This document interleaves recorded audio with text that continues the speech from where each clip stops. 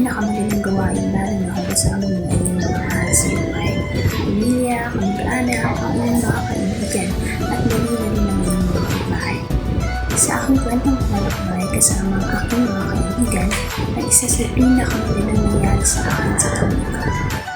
Maraming beses na kami naglakbay, iba't ibang lugar magpulidok man ng dagat ay amin ang napuntahan at pasalayan ng mga magagandang tanawin nito.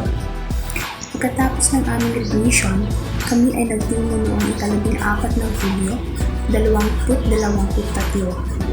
Kami ay naglakbay at nagdiriwang ng aming pagtatakbo sa Castile Beach Resort na matatagpuan sa Pangangan, Calaki, Bohol.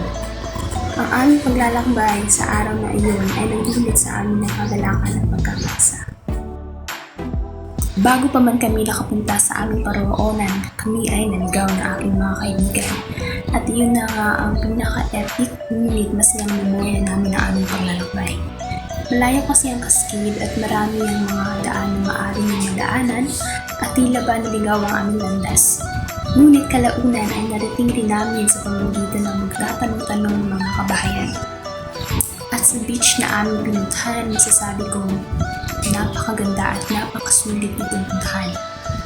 Napakaaliwalas ng lugar at napakalinaw ng tubig dito. Dagdag pa na ang mga tao roon ay mga mababait at masaya ang kanilang pagsalubong sa amin. Aming inilatag ang aming mga pagkain at nagsimula ng hintuhan at sabayan ng panatawanan. Tuloy ang aming masayang kwentuhan at tawanan ng mga magkakaibigan at noong dumaon na ang hapon ay sumalubong sa amin ang napakagandang paglubog ng araw. At ang malamig na hangin na dumadampi sa aming mga kutis. Ang ganda at ang kalmado ng paligid. 6:00 na ng hapon noong kami ay lumisan. Napakasarap isipin na nabibigyan natin ng oras ang ating mga sarili na maglibang at talingin sa pamamagitan ng ating munting paglalakbay.